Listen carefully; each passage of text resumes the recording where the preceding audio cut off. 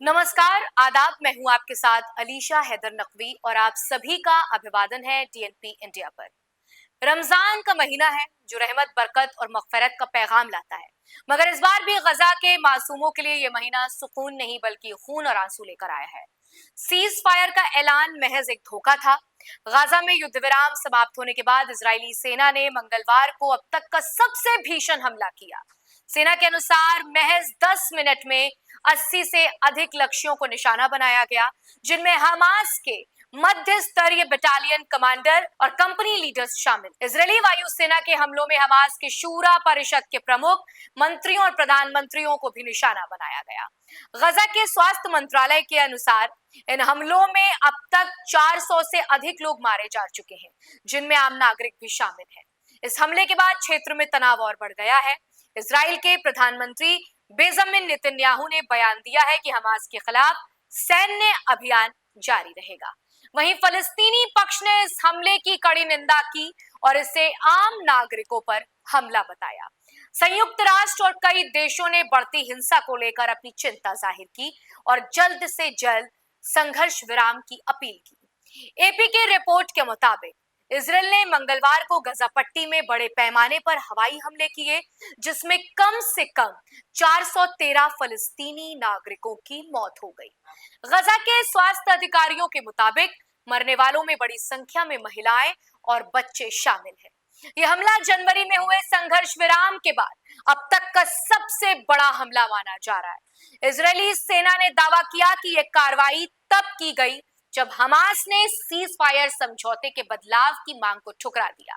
इन हमलों के बाद शांति वार्ता पर संकट मंडराने लगा है, जिससे 17 महीने से जारी युद्ध के फिर से भड़कने की आशंका बढ़ गई है।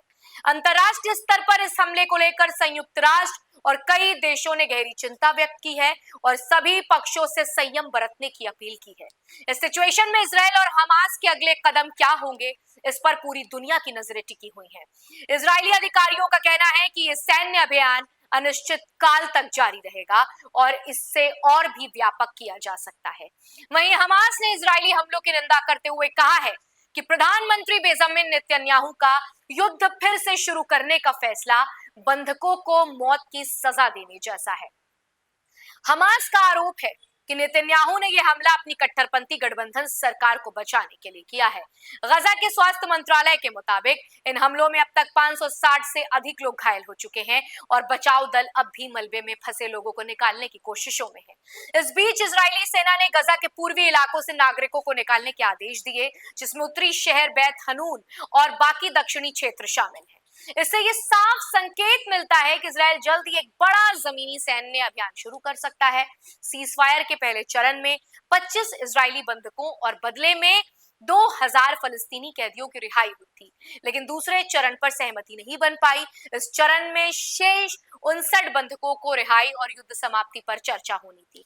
हमास का कहना है कि वो संघर्ष को पूरे तरीके से समाप्त करना और इजरायली सैनिकों की गजा से पूरे तरीके की वापसी चाहता है, जबकि इजराइल का रुख साफ है कि वो हमास के सैन्य ढांचों को पूरे तरीके से नष्ट और सभी बंधकों की सुरक्षित वापसी की लड़ाई जारी रहे। इजरायली प्रधानमंत्री बेंजामिन नेतन्याहू के कार्यालय ने एक बयान जारी कर कहा है कि अब हमास के खिलाफ और अधिक सैन्य बल का प्रयोग किया जाएगा। यह हमला ऐसे समय में हुआ जब रमजान का महीना चल रहा है, जिससे युद्ध और भयावहता बढ़ गई है।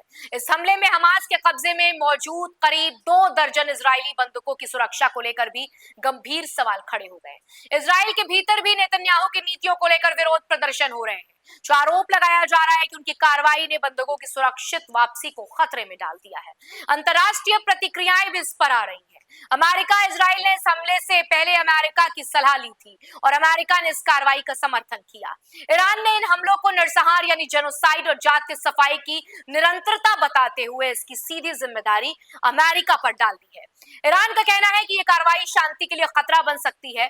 टर्की ने इसे नरसंहार का नया चरण करार दिया और अंतर्राष्ट्रीय समुदाय ने तुरंत हस्तक्षेप करने की अपील की। संयुक्त अरब अमीरात यानी यूएई के विदेश मंत्रालय ने चेतावनी दी है कि गजा में नागरिक और आवासीय क्षेत्रों पर इजरायली हवाई हमले जारी रहने से क्षेत्र में व्यापक स्थिति पैदा हो सकती है और हिंसा बढ़ने का खतरा बना रहता है। अमीरात की आधिकारिक समाचार एजेंसी WAM के अनुसार यूएई ने गजा में निर्दोष नागरिकों की जान बचाने, मानवीय संकट और बिगड़ने से रोकने और दंडात्मक सैन्य कार्रवाई को तुरंत समाप्त करने की गुजारिश की है। मंत्रालय ने अंतर्राष्ट्रीय समुदाय से नए सिरे से युद्ध विराम लागू करने के लिए दबाव बनाने, बिजली की आपूर्ति बहाल करने, क्रॉसिंग को फिर से खोलने और गजा में जरूरतमंद लोगों तक निर्बाध मानवीय सहायता पहुंचाने की भी गुजारिश की है। गजा में हुए इस हमले में एक बार फिर से मिडिल ईस्ट में शांति और स्थिरता की संभावनाओं को गंभीर रूप से प्रभावित किया है। सीज फायर वार्ता विफल होने से हमलों के तेज होने के हालात जो हैं वो और भी ज्यादा खतरनाक हो गए हैं। इजराइल का कहना है कि वो हमास के सैन्य ढांचे को पूरे तरीके से नेस्तनाबूद किए बगैर पीछे नहीं हटेगा, जबकि हमास संघर्ष को समाप्त करने और इजरायली सेना की पूरी तरीके से वापसी की मांग कर रहा है। इस युद्ध का सबसे बड़ा खामियाजा आम नागरिकों को, खासकर महिलाओं और बच्चों को भुगतना पड़ रहा है। अंतर्राष्ट्रीय समुदाय की बढ़ती चिंताओं और मानवीय संगठनों की अपील के बावजूद अब तक किसी प्रभावी समाधान की कोई दिशा नहीं दिख रही है। अमेरिका, ईरान, तुर्की, यूएई जैसी प्रमुख शक्तियों की प्रतिक्रियाएं संघर्ष को वैश्विक प्रभाव को उजागर करती हैं। यदि जल्द ही कोई कूटनीतिक समाधान नहीं निकला तो यह युद्ध पूरे क्षेत्र में और अधिक हिंसा स्थिरता को जन्म दे सकता है। तो आज के इस वीडियो में इतना ही। आपको हमारा ये वीडियो कैसा लगा हमें कमेंट सेक्शन में लिखकर जरूर बताइएगा और आपकी इस पूरी खबर पर क्या राय है ये भी कमेंट में लिखकर बताइएगा, क्योंकि हमारा मकसद है हर खबर को भरोसे के साथ पेश करना।